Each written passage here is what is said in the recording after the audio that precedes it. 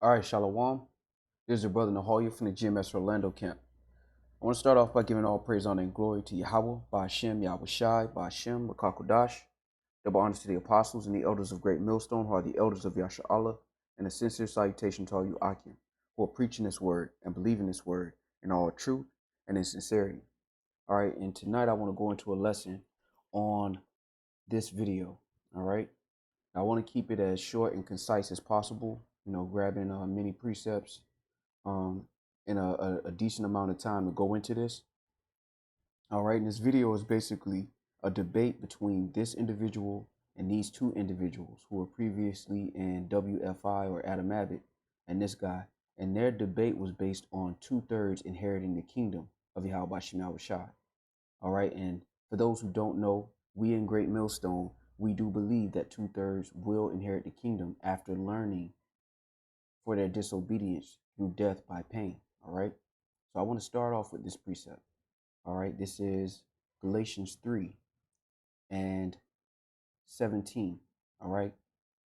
And it reads, "And this I say, that the covenant that was confirmed before of power in Hamashiach, the law which was 430 years after, cannot disannul that it should make the promise of none effect.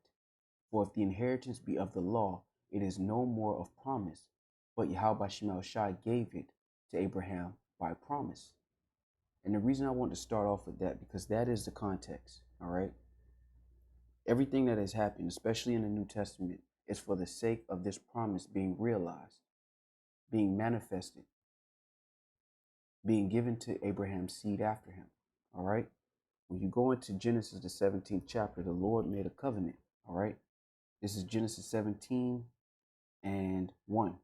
"And when Abraham was 90 years old and nigh, the Lord appeared to Abram and said unto him, I am the Almighty Power. Walk before me and be thou perfect. And I will make my covenant between me and thee, and will multiply thee exceedingly. And Abraham fell on his face, and Yahweh Shemel Shai talked with him, saying, As for me, behold, my covenant is with thee, and thou shalt be a father of many nations. Neither shall thy name be called Abram, but thy name shall be called Abraham, for a father of many nations have I made thee.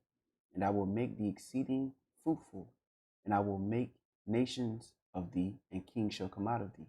And I will establish my covenant between me and thee, and thy seed after thee in their generations, for an everlasting covenant, to be a power unto thee and to thy seed after thee."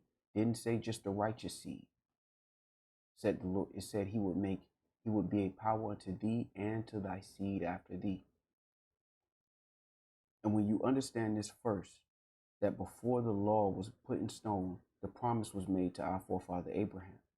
And this is why through the Spirit, we believe through faith that 2/3 of our people will be destroyed on this side.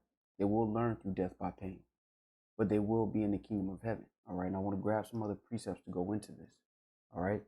Now the Lord established this covenant with Abraham. And what happened? All right. And it's something we all know through the Spirit, those who are of the understanding that they are Israelites. We know that the Lord passed that covenant down. Okay. I want to get that really quick. All right. Let me go to 44. Ecclesiasticus 44. And I'm going to jump down to the end. All right. Ecclesiasticus 44 and 21. I'll start at 19. "Abraham was a great father of many people. In glory was there none like unto him, who kept the law of the Most High, and was in covenant with him. He established the covenant in his flesh, and when he was proved, and when he was proved, he was found faithful. Therefore he assured him by an oath, that he would bless the nations in his seed, that he will multiply him as the dust of the earth, and exalt his seed as the stars, and cause them to inherit from sea to sea, and from river unto the utmost part of the land, which Isaac did. With Isaac did he establish likewise for Abraham, his father's sake, the blessing of all men and the covenant, and made it rest upon the head of Jacob. He acknowledged him in his blessing, and gave him inheritance, and divided his portions among the 12 tribes, did he part them.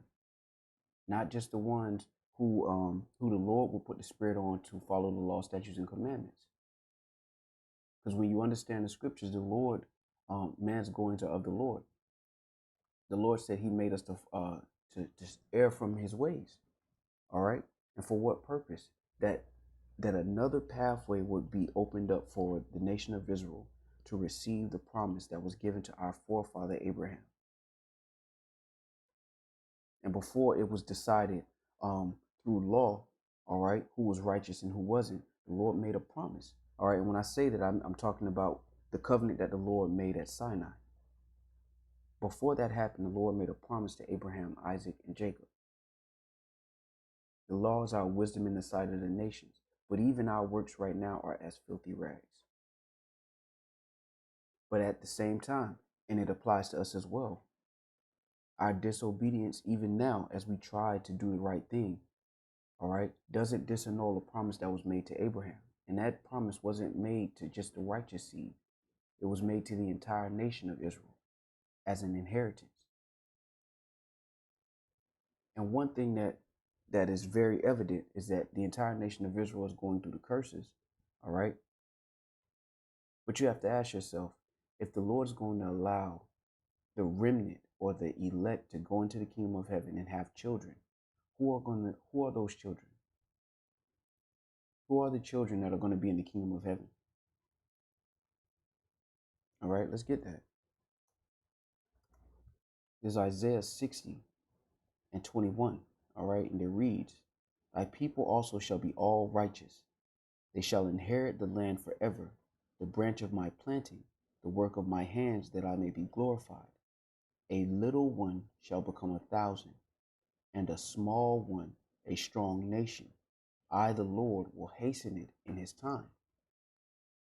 Now, the Lord said that a small one, when you go into that word small, let's get it, is katan, and it's young, small, insignificant, unimportant. All right, the elect, the ones who are delivered from this captivity, are going to be significant. They're not going to be insignificant. And for argument's sake, if you believe that some of the elect that will be considered insignificant, that still begs the question, who are the children of this insignificant Israelite in the kingdom of heaven? Because that's not just one child. He's having 1,000 or a strong nation, and he's insignificant. So how much more so the ones who are significant in the kingdom of heaven? That is a multitude upon multitudes of children, as the stars of heaven. All right, that was promised to our forefather Abraham. Who are those children? Because there's no new thing under the sun. We have to remember that as well. All right, this is Ecclesiastes 1, and I'm going to jump down to 9. The thing that hath been, it is that which shall be, and that which is done is that which shall be done. And there is no new thing under the sun. Is there anything whereof it may be said, see, this is new? It hath been already of old time, which was before us. And that includes spirits. That's how we understand that we are the Israelites, because we have inherited, all right, the curses because of our disobedience in the past life. All right, this is Lamentations 3. Let me get it. All right. Salaki, bear with me.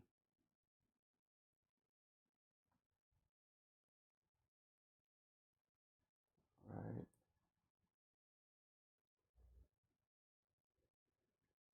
Oh, it might be 5.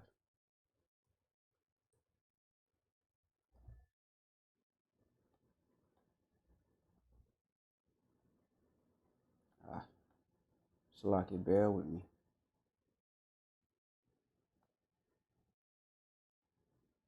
All right, yeah. So it's Lamentations 5 and 7. All right, and it reads, "Our fathers have sinned and are not, and we have borne their iniquities." Again, because no new thing is under the sun, including people. And if in the kingdom the elect are going to have children, and an insignificant Israelite is going to have 1,000, or become a strong nation, which means more than 1,000. He's going to become a strong nation by himself with so many children. Who are these spirits coming back? That is the mercy of the Lord, all right? And that's what a lot of our people, all right? Well, I won't say a lot, but that's what, these guys, it's a stumbling block unto these guys. Because they believe that the Lord would allow the heathens to come back. They believe that the Lord will allow the heathens to have serve captivity and then go into their own lands where they have to come back and worship the king. All right, let's get that.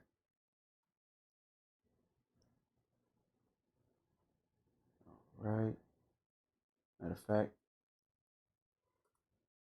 this is Zechariah 14. All right. Zechariah 14 and 16. And it shall come to pass that everyone that is left of all the nations which came against Jerusalem shall even go from year to year to worship the King, the Lord of hosts, and to keep the Feast of Tabernacles. And it shall be that whoso will not come up of all the families of the earth unto Jerusalem to worship the King, the Lord of hosts, even upon them shall be no rain. And if the family of Egypt go not up and come not, that have no rain, there shall be the plague wherewith the Lord will smite the heathen that come not up to keep the Feast of Tabernacles. So you have to ask yourself, the Lord's going to allow the heathens to serve captivity, right? But then they're going to be able to go into their own lands and either come to worship the Lord or not come and have no rain put on their land. But 2/3 of our people are just going to be destroyed in the story. Let's get this. All right. This is Wisdom of Solomon 12. I want to jump down to around 14. All right. So this is Wisdom of Solomon 12 and 17. All right. And it reads, for when men will not believe that thou art of a full power, thou showest thy strength, and among them that know it, thou makest their boldness manifest. But thou, mastering thy power, judgest with equity, and orderest us with great favor, for thou mayest use power when thou wilt. The Lord judges with equity. It wouldn't be equity if the Lord allowed the heathens who never tried to keep the law, statutes, and commandments, who were never given an oath, who were never given the covenant, to go into their own land in the kingdom of heaven and choose whether they want to serve the Lord or not and have a punishment put on them. But 2/3 of our people are just going to be destroyed. That's not equity. 2/3 of our people are going to be destroyed in the story, but the heathens are going to be able to be destroyed and then come back and then say, let us go up to the house, to the mountain of the Lord and learn of his ways. Continuing on, verse 19. But by such works hast thou taught thy people that the just man should be merciful, and hast made thy children to be of a good hope, that thou givest repentance for sins. For if thou didst punish the enemies of thy children, and the condemned to death with such deliberation, giving them time and place whereby they might be delivered from their malice, with how great circumspection didst thou judge thine own sons, unto whose fathers thou hast sworn and made covenants of good promises. Therefore, whereas thou dost chasten us, thou scourgest our enemies 1,000 times more, to the intent that, when we judge, we should carefully think of thy goodness, and when we ourselves are judged, we should look for mercy. And what Jake is saying is that the Lord is going to chasten us and destroy 2/3 of our people completely. They're not going to inherit the kingdom of heaven at all. But for our enemies to be scourged 1,000 times more means that they're going to go through 1,000 years of captivity, and then they get to go into their own lands, except for Esau, Edom,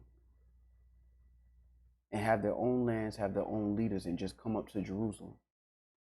But 2/3 don't even get to be on the planet at all. It's madness, man. And it doesn't link up with the promise that was made to our forefathers. All right, this is Deuteronomy 4. And I'm going to jump down to 30. All right, and it reads, when thou art in tribulation, and all these things are come upon thee, even in the latter days, if thou turn to the Lord thy power, and shall be obedient unto his voice. All right, matter of fact, let me start up. For But if from thence thou shalt seek the Lord thy power, thou shalt find him.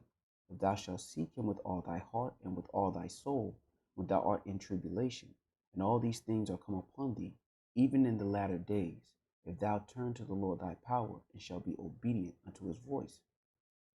All right. For the Lord thy power is a merciful power.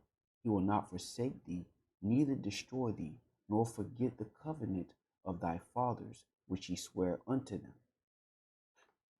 You have to think about this, right? All right, the Lord is going to allow the nation of Israel, only a remnant, only the righteous of the nation of Israel to enter into the kingdom.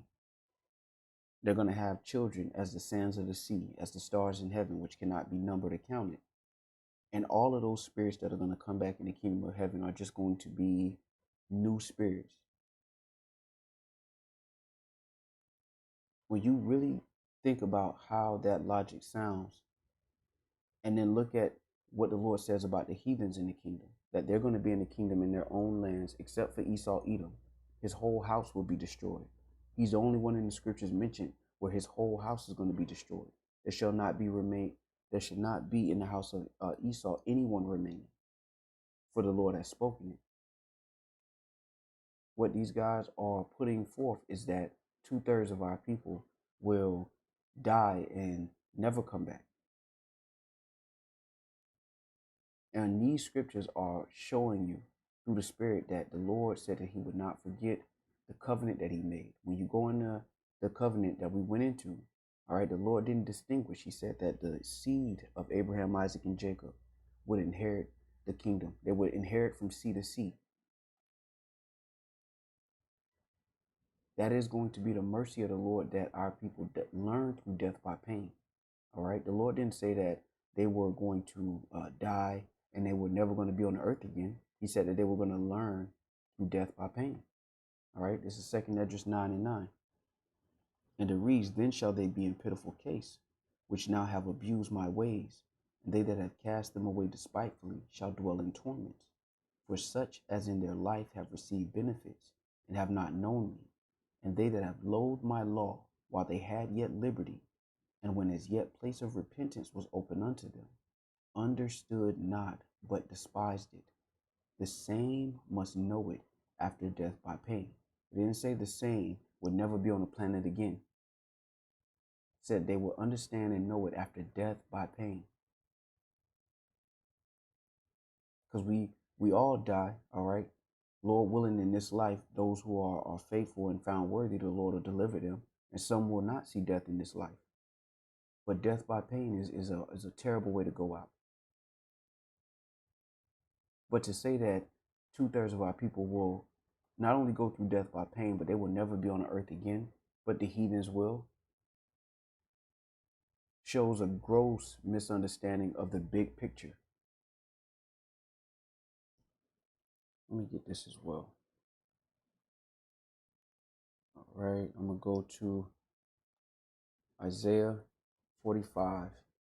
I'm going to jump down to 25. All right, and it reads, in the Lord shall all the seed of Israel be justified and glory. And how is that going to happen? It's going to happen because the elect, the remnant, are going to be saved. And through the remnant, all right, when the remnant receives 100-fold for everything that they've sacrificed, wives, children, lands, the children that they're going to inherit in the kingdom are going to be those spirits that were rebellious on this side.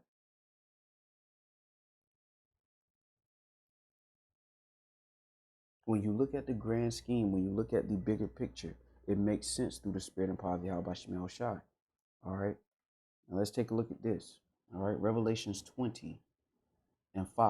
All right. And it reads, but the rest of the dead lived not again until the 1,000 years were finished. This is the first resurrection. Now the dead here is talking about the other nations. So again, these guys are saying that the dead, they're going to get a chance to live after the 1,000 years. And that just means that the heathens are going to be in 1,000 years of captivity. And then they're going to get to go into their own land. They're going to be able to have that luxury. But 2/3 of our people are never going to be on the planet again after being destroyed. All right. And to edify, for edification's sake, I want to get a precept to go into this dead live not again. All right. I want to grab Isaiah 14:9. And it reads, hell from beneath is moved for thee to meet thee at thy coming. It stirreth up the dead for thee, even all the chief ones of the earth. It hath raised up from their thrones all the kings of the nations. And that shows you that the dead, all right, are the other nations. He that wandereth out of the way of understanding shall dwell in the congregation of the dead, all right?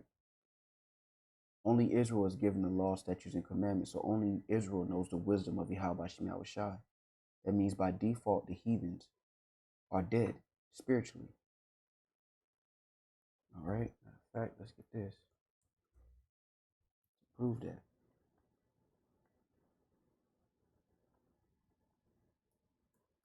Get in Ecclesiastes. All right. This is.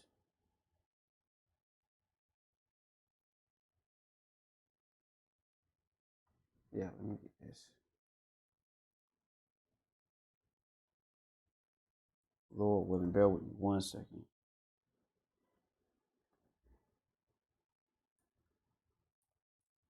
Get it in Proverbs.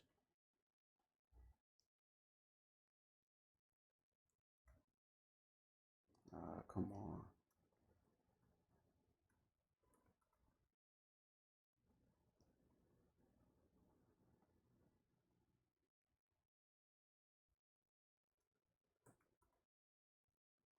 Salakia. Here it is. All right. This is Psalms 49:20. Man that is in honor and understandeth not is like the beasts that perish. All right. And Proverbs 21:16. The man that wandereth out of the way of understanding shall remain in the congregation of the dead. All right. And that just shows you that the heathens are considered dead, all right, spiritually. So to go back to Revelations 20, and we look at this again, and the Lord's going to allow the dead to live again after 1,000 years of captivity. And what Jake is saying is that they're going to live again after 1,000 years of captivity, but 2/3 of our people will never be on the planet again after this judgment. All right, that makes no sense. All right, let me go to this as well. There's Wisdom of Solomon 16. I want to jump down to verse 13. All right, and it reads, for thou hast power of life and death. Thou leadest to the gates of hell and bringest up again. All right. We're going through our hell on earth, but the Lord's going to bring up again. All right. And that reminds me of something else. And that's the entire nation of Israel. The only difference is 2/3 of our people will have to learn through death by pain. All right. Baruch 4:6. All right. And it reads, I'll start at 5. Be of good cheer, my people, the memorial of Israel. You were sold to the nations, not for your destruction, but because you moved Yahweh Shem Yahweh Shai to wrath, you were delivered unto the enemies. For ye provoked him that made you by sacrificing unto devils and not to Yahweh Shem Yahweh Shai. Ye have forgotten the everlasting power that brought you up, and ye have grieved Jerusalem that nourished you. For when, let me jump down.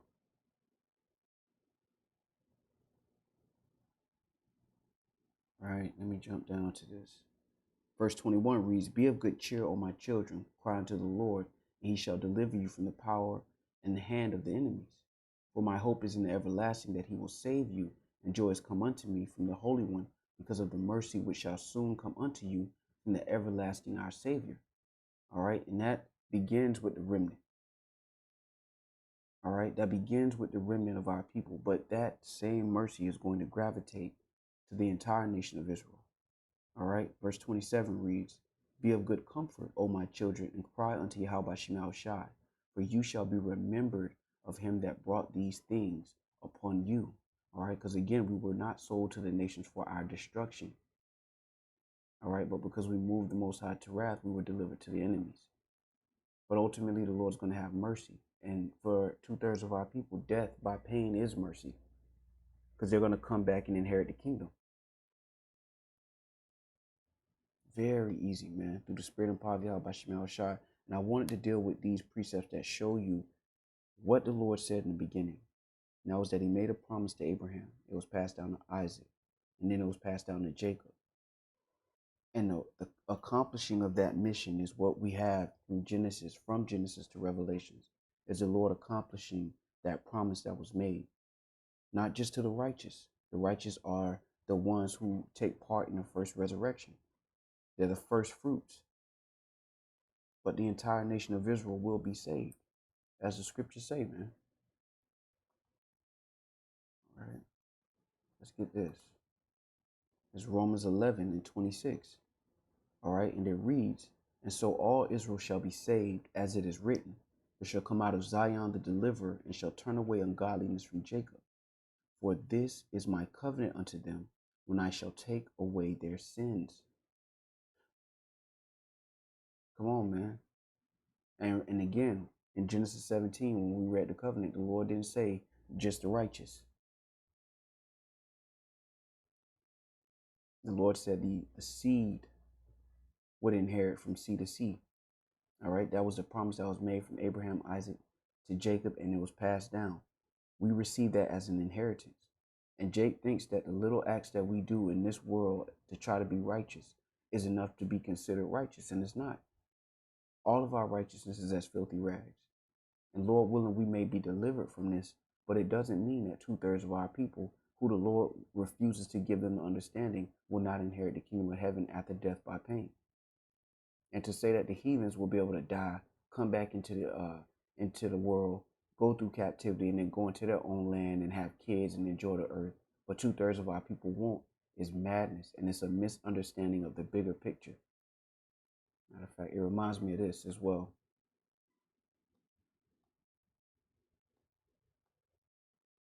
All right, this is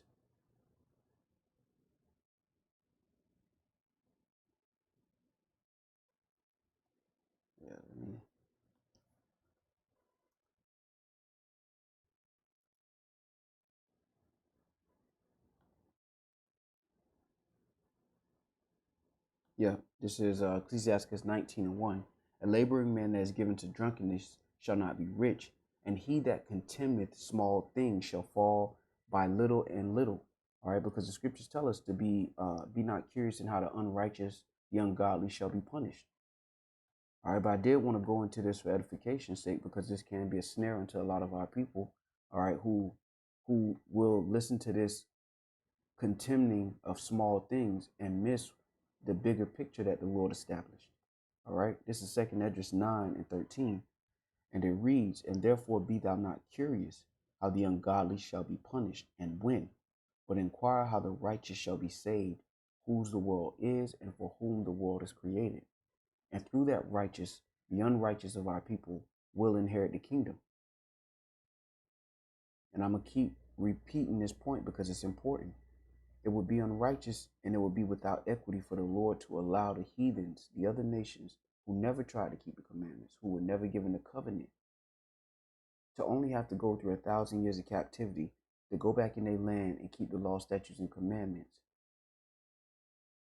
and then come to worship the king, which is Hamashiach. They have that privilege, but 2/3 of the Lord's own people don't. That makes no sense. All right, so I really want to focus on that point to really bring this home. All right, because you can contemn the small things of not written in the book of life and these different things that these guys are bringing up. But what is really important is the bigger picture. All right, what the Lord established as the bigger picture. All right, and that is the promise made to Abraham, Isaac, and Jacob. And when you go to the promise that was made, it didn't just include, all right, the righteous. It included the seed, and that was general. The seed of Israel. The inheritance didn't come by law. It came by a promise that was made to our forefather. And it's easy to puff it up and to think that the works that we do in this life has warranted us that righteousness, but it hasn't. We're all at the mercy of the Lord. And for our people to boast themselves against 2/3 of their own people, to say that they're not even going to be on the planet, but heathens will, is off, man. I want to make this quick point as well. All right, Ecclesiastes 38:29. All right, and it reads, So doeth the potter sitting at his work, and turning the wheel about with his feet, who is always carefully set at his work, and maketh all his work by number. He fashioneth the clay with his arm, and boweth down his strength before his feet. He applieth himself to lead it over, and he is diligent to make clean the furnace. All these trust to their hands, and every one is wise in his work. Without these cannot a city be inhabited, and they shall not dwell where they will, nor go up and down. They shall not be sought for in public council, nor sit high in the congregation. Now, the reason I want to stop here, right, is because it's saying they will not sit high in the congregation. Now, we know that the heathens don't sit in the congregation of the Lord.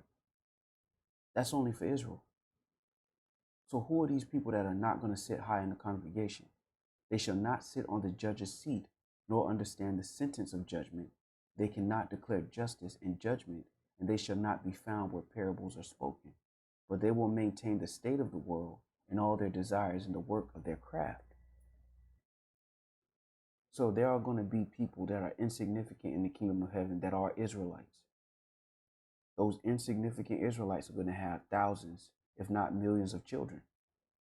And what these guys will have you to believe is that those millions, possibly billions of children are just new spirits. Now, when you go into the next chapter, the reason that you know that this is talking about Israelites, all right, it says, nor sit high in the congregation. All right, but this is another thing.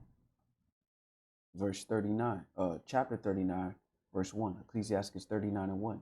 But he that giveth his mind to the law of the Most High, and is occupied in the meditation thereof, will seek out the wisdom of all the ancient, and be occupied in prophecies.